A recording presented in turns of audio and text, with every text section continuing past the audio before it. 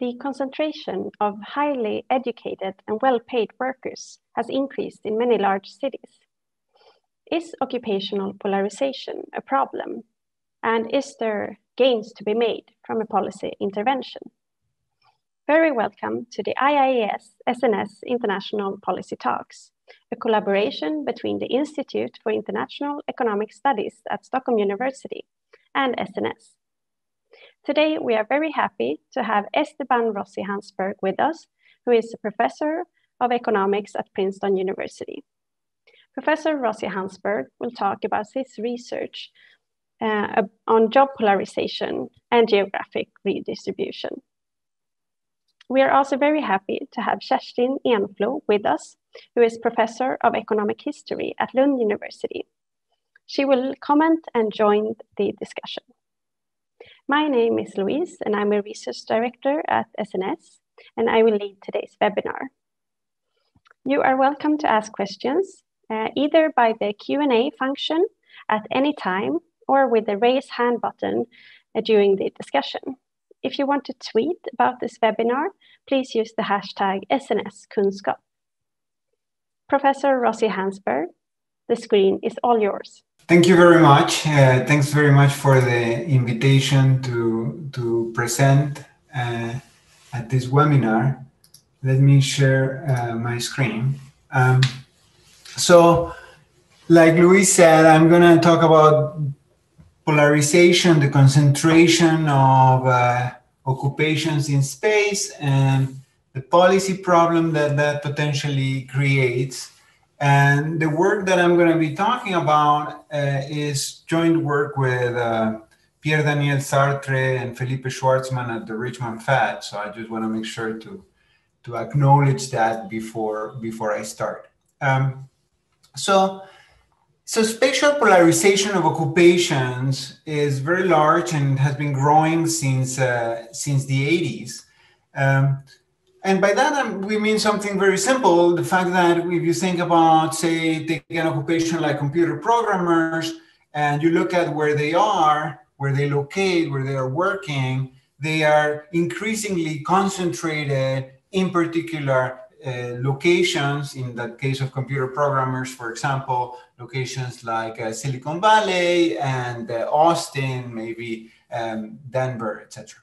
And so, you know, you can look at the different types of occupations and look at the extent to which they're concentrated and the extent to which that concentration has changed over time. And one of the things that you can recognize if you look at that data is that if you group occupations in a particular way, in the sense of looking at occupations that are what we're going to call cognitive non-routine, these occupations have concentrated in space or polarized, significantly more than others. And so these cognitive non-routine occupations, these are the occupations where you essentially need to problem solve, need to use your cognitive skills in order to do the job, and they are non-routine in the sense that it is not repetitive, it's not the same thing that you're kind of doing over time. So these are your consultants, your doctors, your engineers, lawyers, managers, programmers, etc. And so if we group all of those, in the US, just to give you an idea, that's about 1/3 of the workforce. And of course, these are people that are very, in general, requires an education and requires a set of skills. And so because of that, these are occupations that tend to earn more and tend to be, like I said, more educated. And so what that means is that, spatial polarization in occupations also translates into spatial polarization in income and wealth and education. And so, it leads in some sense to spatial inequality. And so this is, in some sense, a potential concern, the fact that, we're creating these big pockets of wealth and high income people, and then in other places, we don't have these individuals. And so, these areas are in general lower income. And so there's a key policy question, which is, should we lean against that? Should we try to do something in order to try to prevent this increasing occupational polarization? And so one of the key things to have in mind when you think about this question, should we try to do something about it, is that CNR workers, these cognitive non-routine occupations, are very scarce. So you know, there's, like I said, it's about 1/3 of the workforce, but society gets a lot out of this particular type of workers, in the sense that they are very expensive to create, right? So it's very costly to generate them, but they are very valuable. And so why is it so costly to generate them? Well, because like I said, they require like many years of education, they require certain ability, and they require certain skills in general. So creating an individual that has the combination of things is kind of quite expensive for society. It's hard to find these individuals. And so in that sense, it's important because it costs us so much to create them, if you think about it that way in society, and because they're so valuable, it's important to use them in the best way that we can. And so part of using them in the best way that we can, or for society to use them in the best way that we can, is to place them in the right location. And so the question is, what is that right location? And the key to that is that the right location is where there's other workers like them, in the sense that if you put them in locations where there's other workers like them, they become more productive. And so this is kind of one of the key themes that I'm going to be talking about, the fact that there's this, what I'm going to call in, this is the language of economists, the local occupation specific externalities, meaning that if I have a cognitive non-routine worker and I put it among other cognitive non-routine workers, that cognitive non-routine worker becomes more productive. And so that leads to, or in principle, justifies putting them together and creating these cognitive hubs, these cities or areas, and we have relatively large concentrations of this type of workers. So let me show you two main pieces of evidence that kind of point to these local occupation specific externalities. The first one is very simple. Is what I'm showing you here is a graph that on the x-axis has the share of city employment in CNR occupations. And so you can see how that varies quite a bit across cities. So this is across cities in the US. It's about 400 cities. The largest 400 cities is actually 382 cities in the US. The size of the circles, it represents the size of the city. So the largest circle here, for example, is New York. And you can see, the range of the CNR employment share. It goes from cities that have only about 1/5 of people in those occupations to cities that have about 1/2 of them, like Palo Alto, like San Jose, or San Francisco would be in that group. And so I'm plotting that against the ratio of CNR to non-CNR wages. Namely, how much do they earn relative to the workers that are in other occupations. And what you see is there's a kind of very clear positive relationship there. There's obviously some variation, but there's a positive relationship which tells you that this is not about scarcity of these workers, in the sense that, the cities that have a lot of them, actually in those cities, those workers are more valuable. They're paid more. Right? So wages of the workers in these occupations are higher in places where there's lots of them. Right?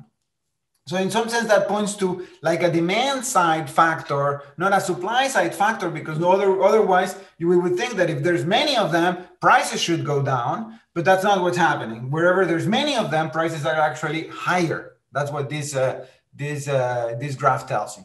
Now, of course, you could say, well, it's a demand factor because, of course, there's demand for computer programmers in Silicon Valley is high because the computer industry is there. And so it's just about that, right? That's what explains that relationship. And so what I have in this graph is kind of an exercise where I say, well, what would be the wage bill of CNR workers relative to non-CNR workers, or the share of the wage bill for CNR workers, if we take the average wages in these industries and take the industrial composition of particular cities and calculate kind of the total wage bill for these workers that they would be using given the industries that they have. So maybe simpler thing, well, is the demand for this type of workers and the total wages that Silicon Valley is paying for computer programmers the result of the fact that the computer industry is there, or are they hiring even more of that and paying them even more than what just the industrial composition implies? And what this graph tells you is that, in fact, they're paying them more. So even though they are more expensive, even though the computer industry in Silicon Valley is hiring more CNR workers than the computer industry anywhere else. So that tells you again, it's points to the fact that, well, it's probably the case that all these workers, when they are, grouped together in the same place, they are more productive as a result of being grouped. And so that's is consistent with the view of these local occupation specific externalities. So it's not about industrial composition, and it's not about scarcity in the sense that I was describing. And so it is probably about grouping them together and the fact that they become more productive when we group them. And so what are we going to do? What we do in this research is essentially set a pretty detailed model of the system of cities in the US with many cities, many industries, and these two occupations, informed with lots of data. And what that allows us to do is essentially recover through the model the productivities and of the different occupations in different industries in each city. It allows us also to recover the amenities in these different cities. And then we're going to use these productivities and try to estimate these externalities, this effect that I was talking about. To what extent is it the case that when we group these CNR workers in the same place, they become more productive? And what we're going to find is that, in fact, particularly for these CNR workers, the share of CNR workers in the city where they live is very important for determining their productivity. And so this type of effect implies that the market outcome that we're going to observe is not going to be efficient. And so there's room for policy. It's a justification, if you will, to do policy. And so then we're going to go and we're going to try to estimate or calculate using that model, the optimal policy. How should we group people, or how should we use policy to try to influence where people locate? And what that's going to tell us is, well, it's a good idea to create these cognitive hubs, is to group these cognitive workers, these CNR workers, in particular locations. But of course, that's going to require policy that gives transfers to other types of workers, because the type of optimization that we're going to do, or the criteria that we're going to use in order to find the optimal allocation, is one in which we want everyone to gain from that change. We want to design a policy where everyone gains actually the same from the change or the implementation of policy. So let me just give you, before I show you the optimal policy, let me just give you a little sense of the externalities or these effects that we find in our research. So the first is, like I said, that CNR workers benefit a lot from being together with other CNR workers. So just to give you a sense of this, maybe some of you know about the city, some of you may not, but I'm going to compare two cities. So one is Winston-Salem, which is a relatively kind of average city in the United States, average in terms of size and average in terms of its composition of CNR to non-CNR workers. It's in this actually in the 76th percentile of the distribution of CNR shares. And suppose I take that city and I have some sort of plan to convert that city into like a high-tech hub, right? And so so think about converting that city into Austin in terms of the CNR composition. So Austin is like the up-and-coming high-tech hub in the United States. It's Austin, Texas, and which is in the 95th percentile of the CNR distribution. Suppose I do that shift. What this tells me is that just the fact that I change the fraction of CNR workers in that city would increase the productivity of those workers because of these interactions among them around 6%. And so that's a big number. And so it involves kind of significant gains from that. Now, on the other hand, when I look at the non-CNR workers, other forms of occupations, we find small, many times not significant effects from those workers, concentrating among themselves. And so that doesn't seem to be like a big effect. And then we also estimate the externalities, just scale externalities. So how important is it to be in a big city relative to a small city? And so that is important, and that's of course something that has been estimated many times, and it's very common to think about kind of economies of scale in terms of urban concentration. And so what we find is that if you take a city like Trenton and double its size to become like a city like Rochester in New York State, that would increase productivity by about 11%. Now, one important thing to note is that this is actual productivity, right? So this is not output, or this is not income or any sort of outcome-based measure. This is the fundamental productivity of these workers that we obtain through the structure that we're imposing. And there's a lot of differences across industries as well. If you go to that detail, these CNR externalities are very important for business and professional services, for example, much less for industries like health or education. And in manufacturing, it's interesting. Manufacturing, some of these effects are actually quite large, but they are the same for CNRs and non-CNRs. So there's no gap there. And so for manufacturing, you don't want to create these concentrated cities with many CNRs. You want cities that are much more mixed in terms of their composition. So one of the things that you can do then is to say, well, suppose I have a marginal CNR worker, right? And I'm thinking about where should I place that person? Where is the value of placing that person the largest for society? And in particular, I want to think about the difference between the value of placing that worker for society relative to the private value, relative to the wage, right? And so that gap is what I'm showing you in this map. So this is obviously like a map of the US. All the different dots are the cities. And so there's like this big dot is say New York, LA over here, San Francisco and San Jose over here. And so everything that is light color, so yellow, brown, or green, are positive numbers. Everything that is blue is negative numbers. And so blue numbers tell you that the social value of placing a CNR worker in that location is positive. And so what that means is that you want to take CNR workers and put them there.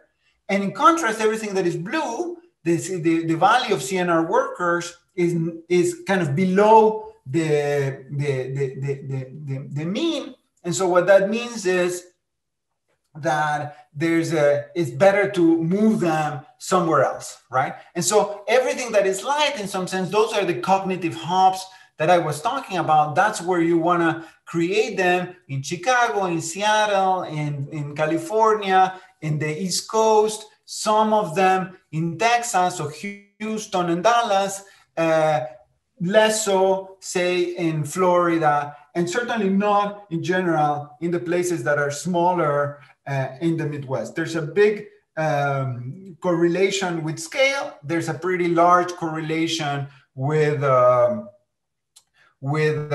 concentration of CNRs. Okay, so this is the kind of the rationale for the hubs. This is where the social value of putting these workers is the highest. Now, one thing that is interesting is yes, you want to put them in their largest places, but then in some sense you want to shrink those places. You want to push other types of occupations out of those places, and therefore shrink these places relative and increase the size of some of the smaller medium cities. And so this is what this is telling you. This is the change in population relative to the CNR share. Tells you the big cities we want to make smaller. This is the dashed line is 0. We want to make smaller. The smaller places we want to make larger. So you want a policy that concentrates CNRs, but also shrinks those places and grows some of the manufacturing cities. So you want to incentivize movement towards that. And of course, in order to do that, you have to pay workers to move. And so that involves transfers from these hubs, the hubs that you're creating, towards the smaller cities. And so these transfers can be relatively large. So the transfers that we're calculating here are of the order of 16,000 for the most concentrated hubs. So New York and San Francisco, etc., they have to pay others for the privilege of becoming these hubs. Now, I'm running out of time. So what I'm gonna do in my kind of last minute is make the following point. So this policy that I'm suggesting, right, that seems like the optimal policy given these effects that I argue about, is something that we've seen happen over time.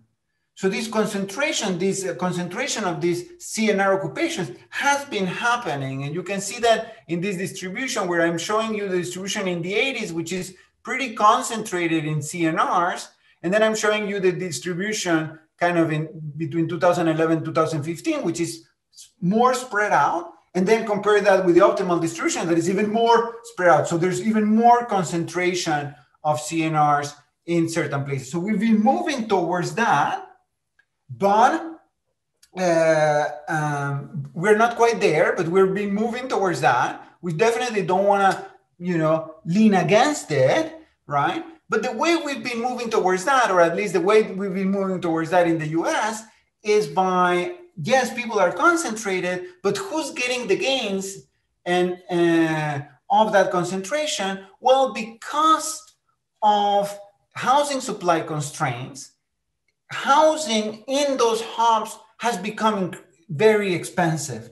And so really the gains from that concentration have been going to landowners in those places rather than using that to transfer resources to the smaller towns that are suffering as a result of that.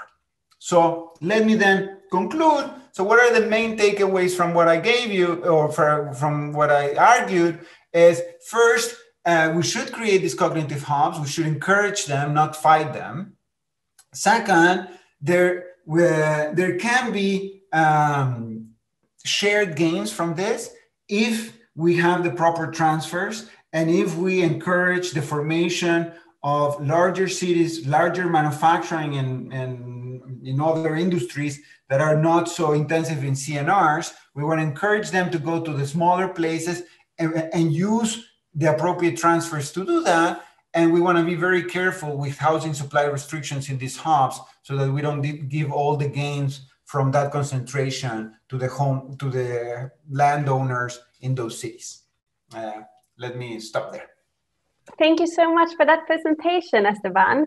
We already got 2 questions from the audience, so I would like to ask them to you. So the first one is from Christian Kethels. So he asks, following this logic, why not move all CNR workers to Silicon Valley? And the second question is from Thomas Asterbro, and he's asking, where are you taking that person that you are moving to Trenton from? And how much is the loss to that city that is losing that person? And how does that affect the net productivity?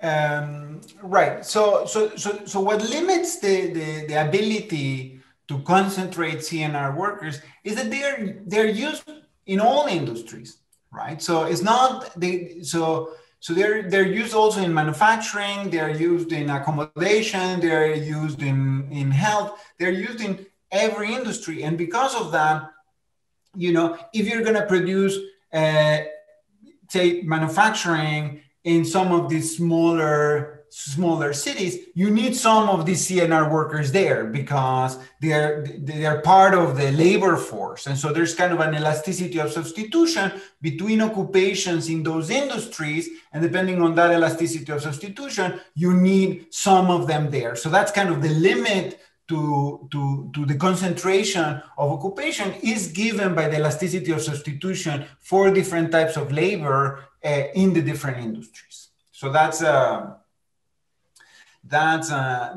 the first question. So remind me about the second again. So when you move a person from a smaller place to one of these cognitive hubs, what is happening to this other place that right. So clearly, when you move one person from one place to the other, the one location gains that person, the other location loses that person.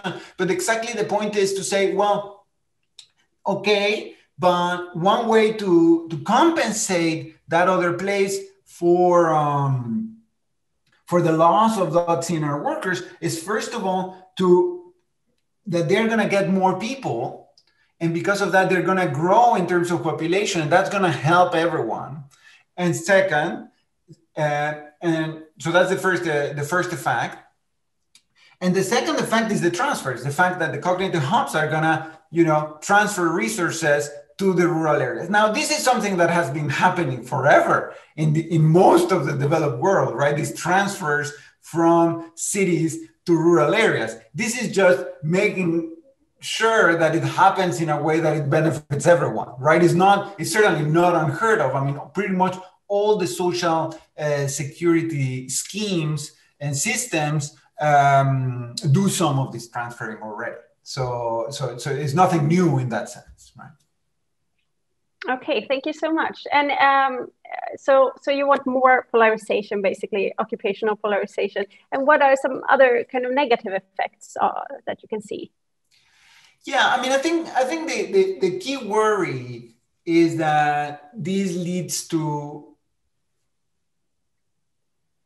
potentially issues in terms of the creation of human capital and the creation of future generations of individuals that are that enter those occupations, cognitive non-routine. So one bad outcome would be an outcome where, you concentrate the cognitive non-routine occupations in certain places, and then it's only their kids that can become, cognitive non-routine workers in the future, and the kids of the manufacturing workers are necessarily becoming manufacturing workers because they don't know anything else. Now, the levels of concentration that we're talking, first of all, are not complete, like we discussed, because of this elasticity of substitution, first of all. And second, that depends on the schooling system and the particular institutions that you put in place in order to transfer human capital to younger generations.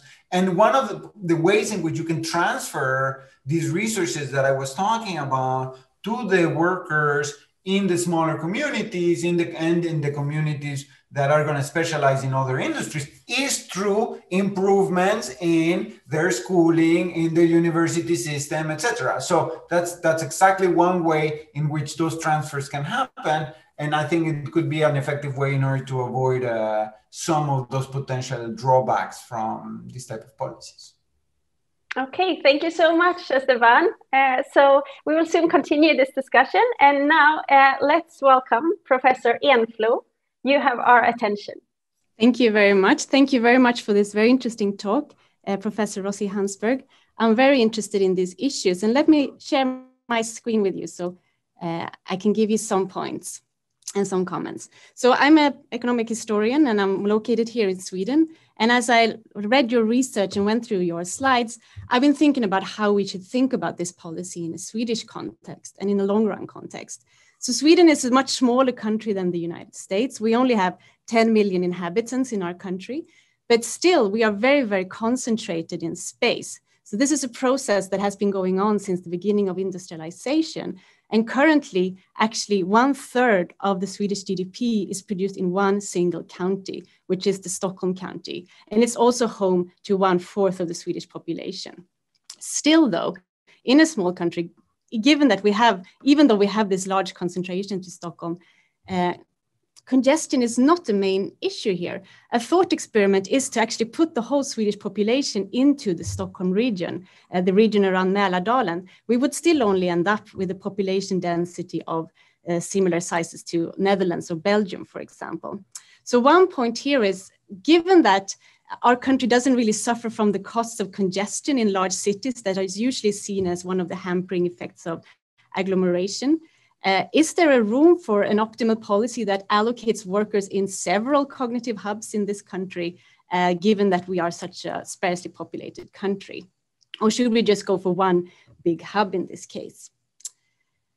My second point relates to the fact that these agglomeration benefits that you talk about are so clustered in time. We see how the regional inequalities has increased since the 1980s. You also talk about how the clustering of these workers into cities is a process that has been amplified since the 1980s. And if you look at this graph on regional inequality that I worked with some colleagues from the beginning of industrialization until today, we can see that 1980 is actually a historical turning point in terms of regional inequality. This is when it started to increase instead of steadily decreasing. And it seems that it has something to do with ICT paradigm that just makes these cognitive and non-routine workers more productive when they are located in the big cities. However, though, we can see that history has turned once, it can turn again. And my question is, as we are currently facing this pandemic and we're doing this webinar online and not in Stockholm that we would perhaps have done otherwise, I'm located myself in the south of Sweden, I'm wondering if we should start to rethink the benefits of agglomerations in big cities and start to rethink what are the really creative and productive places. And if there is a danger of overestimating agglomeration benefits based on the historical past, basically. So that's one question that I would like to discuss later on too.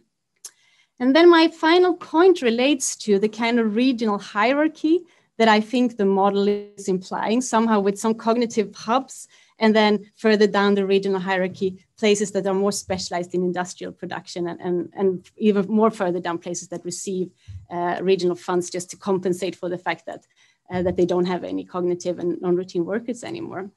So if we look at the distribution of the Swedish labor force into our 73 labor market regions, these are relatively old numbers from 2016 that were put together in a report about susceptibility for automation. But still, we can see that Stockholm, of course, stands out with a lot of CNR employment, higher than the average. And it is also a much bigger city and region relative to many other places in Sweden.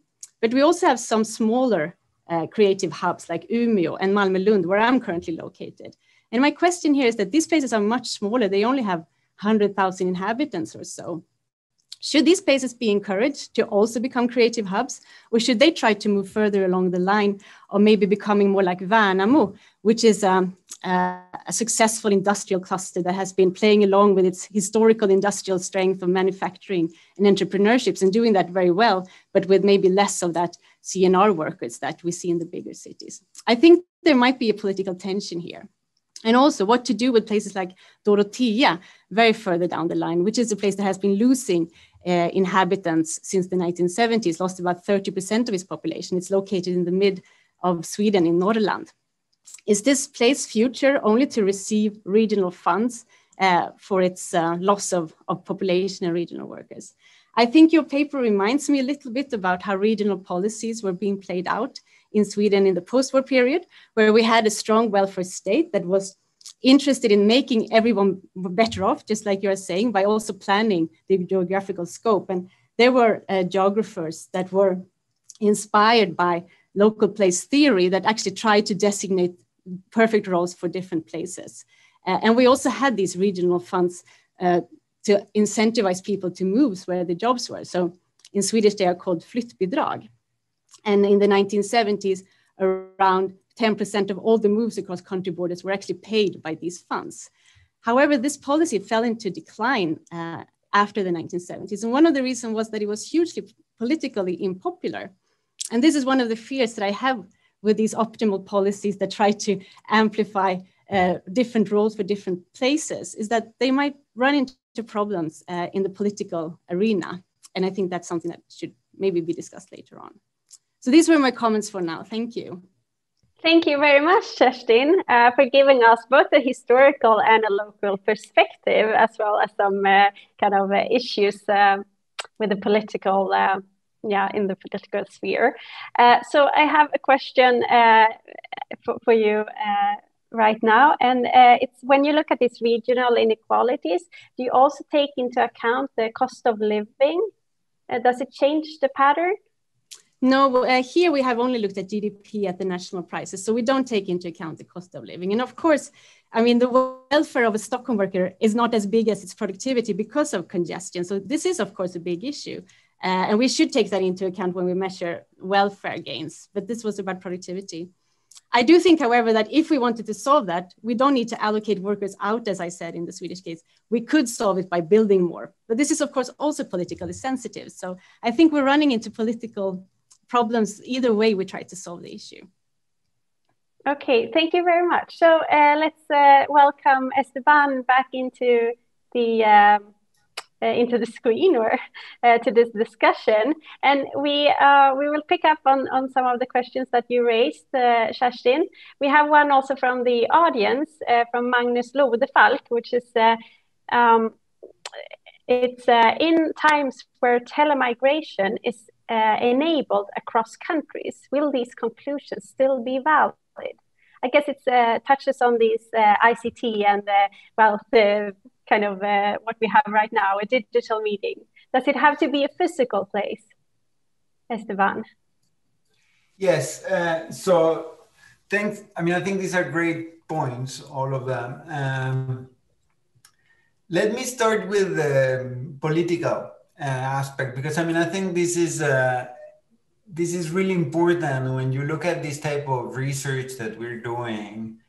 And I fear, I mean, I have exactly the same concern, which is that we're in some sense fine-tuning policy and prescribing a very kind of detailed set of policies and transfers, etc., that then, you know, do we really want to go and intervene in this kind of very aggressive, if you will, way in order to kind of engineer the location of all these people and all these industries in kind of in a way that we as, you know, designers or economic designers, you know, deem efficient or the result of our kind of analysis.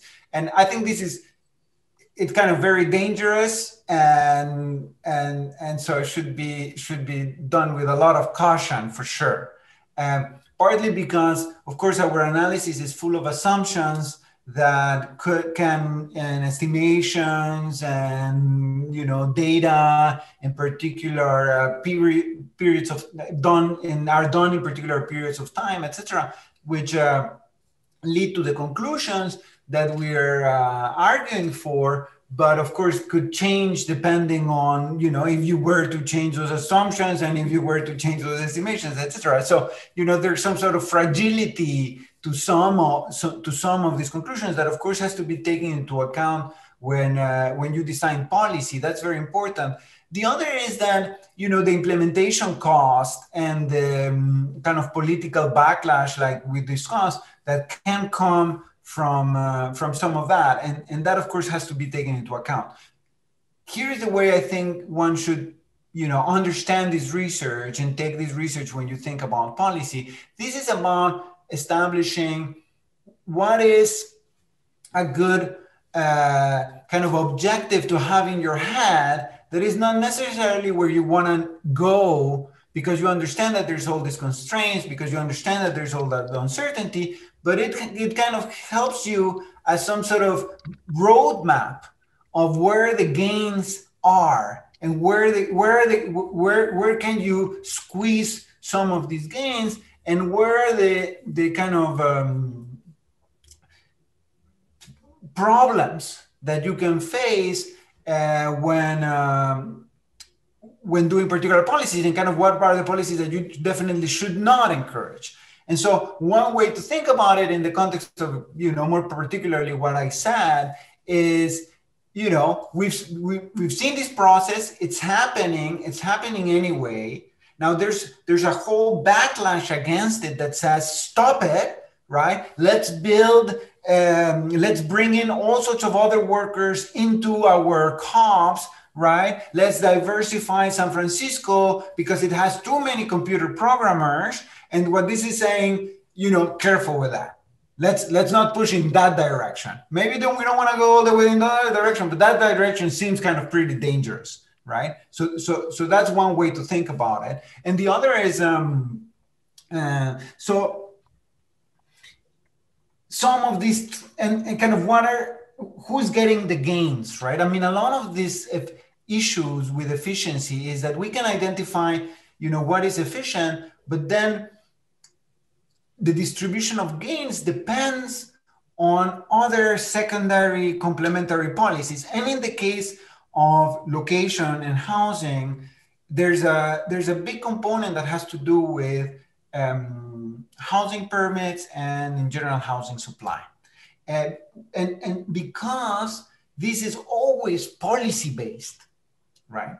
Most of the time, the governments, local governments, federal governments, etc., are the ones that are actively giving these permits and giving this ability for developers, etc., to build and offer more housing in particular, or office space in particular places. And so this is happening through policy anyway. And so it's very important to understand that when you restrict the ability of certain places to concentrate, you are distributing gains in particular ways. And in this case, given these forces to concentrate, you're distributing gains to the traditional owners of land in these cities rather than to the people that are in other places. And given that we've seen that the people in other places are the ones in many societies that are suffering, that have been hurt by the revolution in ICT, that have been hurt to some extent by globalization, that seems like a terrible idea. You're doubling down on who's getting the gains from all of this. And so what this is telling you is careful with that redistribution and don't lean against something that is that seems efficient.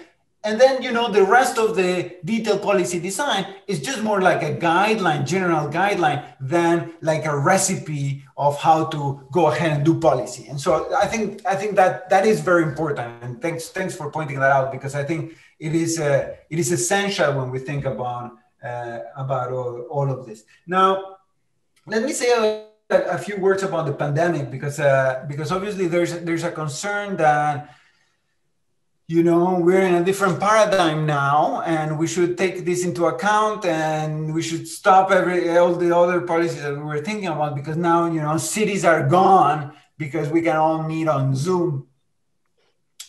I think we still don't know. And so there's a lot of uncertainties surrounding the benefits of concentration moving down the road. There will be benefits of concentration, and there will be benefits from the concentration of CNR workers. The question is,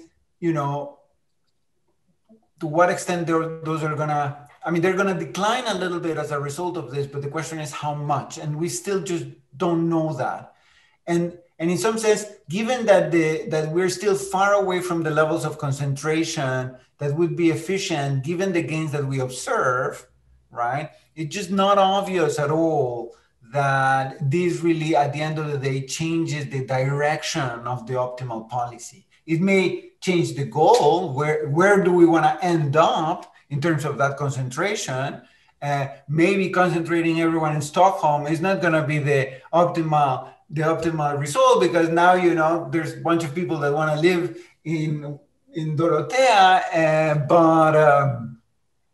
and because they love it there, but, you know, can telecommute to Stockholm and work with other CNR workers anyway. And so that's very possible and feasible, and to the extent that that can happen, it would definitely imply that we want to concentrate less, but that doesn't mean that we necessarily want to concentrate less than where we are today. And my guess is that because we're so far from the optimal policy, we still want to move a bit in that direction, at least in terms of the concentration of CNR workers. But the other big question when we think about telecommuting and Zoom and the pandemic in general is, and I think this is the key question that we need like an empirical answer to, is when we meet on Zoom like this, what are we missing in terms of interactions and productivity gains relative to when we do it in person? Because obviously we're not missing everything. My guess, we're probably missing some of it, but we still don't have good estimates of that. And the estimates that we have right now that were done during the pandemic obviously are affected by, you know, the pandemic, but also are affected by the fact that we stopped commuting. And because we stopped commuting, that has all sorts of effects. One of which is that we work more because we don't have to commute. And so part of those measurements of effects are on productivity at the beginning were the result mostly of time spent working because we're not commuting, rather than actual productivity effects. And so we have to be careful in terms of measuring really what are the productivity losses from interactions if we don't meet in person. My guess is that those are going to be significant, and so that we're going to tend to want to go back and do something in order to make workers be close to each other again. Okay, thank you, Esteban. Kerstin, do you have a comment? Yeah, well, I completely agree with what you say. I think this optimal policy is so interesting because it's pinpointing what we need to think about. And I think politics right now is not really concerned with these issues. It doesn't really take into account these large externalities and how to deal with them in the best way. So that's why I'm welcoming this paper so much. I think it's really important, and I wish that we had a more political discussion too about these issues. However, I do see some of the problems, as I pointed out, and I think especially in order to really allocate these funds, these regional transfers that are so important, in order to make sure that not all the gains go to the rich capital elite owners and the urban elite, we need a strong state. And the ambitions of the welfare state was, to some degree, to do this in the post-war period, to actually see the national growth as an overarching ambition, and then try to arrange the urban society according to that. But it somehow fell into decline in the 70s. And I think the evolution as we currently see it in many countries in Europe, including my own, including United States, is a large polarized debate. And it is also a large spatially polarized debate. So I'm worried that these societies that we are creating spatially with such a big divide are not the ones that are going to be able to handle all these regional transfers and sell the policy to the people. I mean, I agree with that. I mean, I think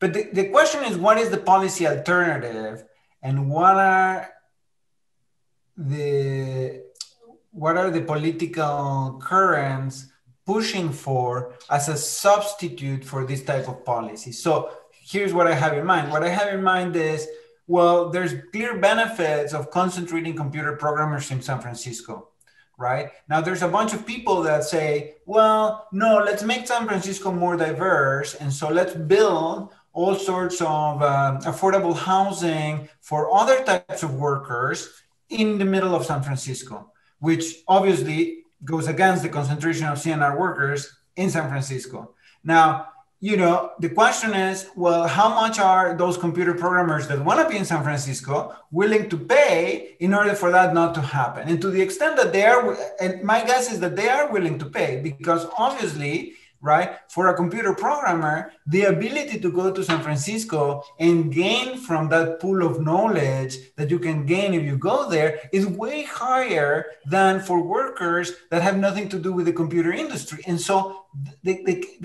he's willing to pay. Now the question is, and they are paying. Now the question is whether they pay it in rent or whether they pay it as a transfer to some other people, right?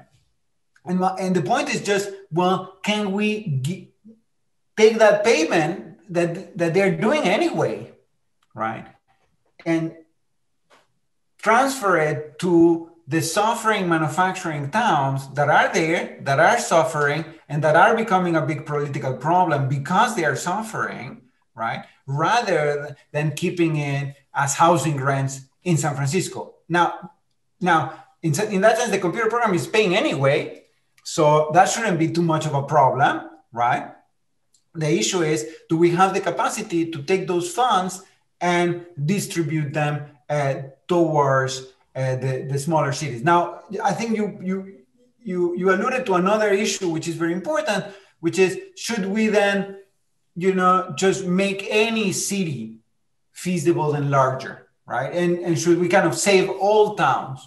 And I think that, in many cases has been a problem, that there's some places that are just probably not feasible, and we shouldn't necessarily artificially just sustain because there's a political constituency there. We need to make some of these places larger in order to make them feasible, and that necessarily is going to imply that some others cannot be supported and should not be supported. And I agree. I certainly agree with that.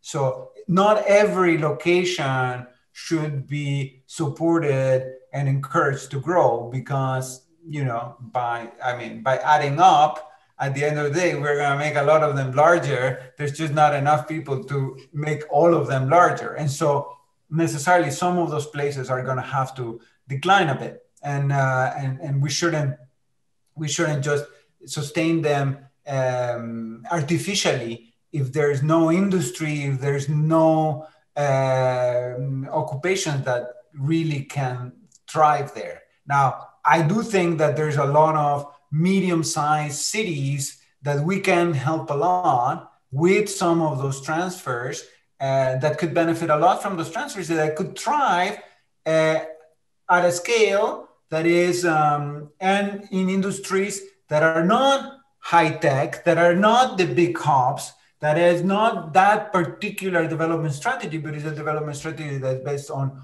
other industries, and in particular manufacturing and other kind of local services that are feasible as long as they are large enough. Thank you. I have a question about worker mobility. So how does worker mobility or preferences for locations affect the optimal spatial policy?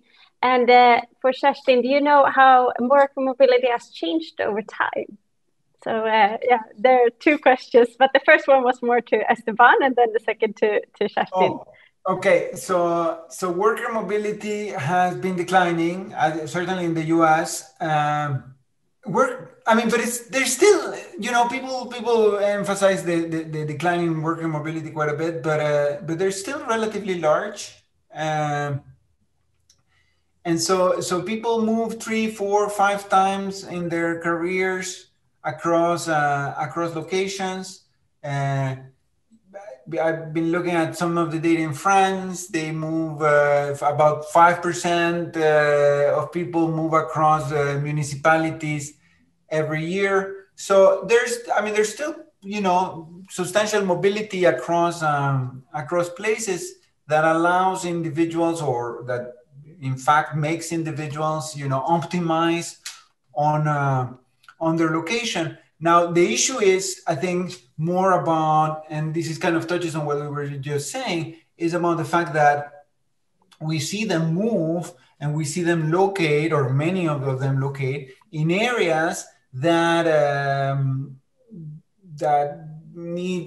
that are not that great and that are suffering in some way. And I think the question then is, why does that happen? Why do we see them in those places, even though they can move out of those places, even though in principle they are free to locate and they can, and there's ways to help them relocate, etc. And of course, I think that allowing people to relocate and helping them with the relocation is in general a good policy, but we do see those areas persist, and those pockets in some sense of poverty in some sense persist anyway, and kind of part of my research has been to try to exactly understand why. Why is it that we see those pockets of poverty persist? And one idea that we've pushed forward on this is that part of the reason they persist is that people want to live in them, and the reason they want to live in them is not obviously that they like them particularly, but they are cheap. And they want to live in cheap places because, that allows them to consume more. And so, it's just a trade-off between bad or more dismal future opportunities relative to lower rents. And so at some point, when you are hit by a negative shock, when you become unemployed, etc., what do you want? I want to live in a cheap place, but that's bad for your future. It's bad for the future of your kids. Yes, I understand that, but I still want to do it because I want to transfer consumption from the future to the present. And so that kind of intertemporal optimization in the location decision that we've called like location as an asset is very important. It's one of the ones that keeps individuals in some of these places, and sometimes it's interpreted as it's costly to move, but it's actually not necessarily costly to move. It's just that people are deciding to be in those places because they are desirable in terms of this intertemporal optimization. Okay, thank you. Time is running out, so I think we have to quit here. So I'm sure the discussion will go on. And thank you very much, Professor Rossi-Hansberg and Professor Enflo, for being with us today and for sharing your research and knowledge on this topic of job polarization and geographical redistribution. Thanks also to our engaging audience for contributing to all the questions and an interesting discussion. The next IIES SNS International Policy Talk is already next week. It will be on the economic responses and optimal restrictions to mitigate COVID-19. So bye-bye.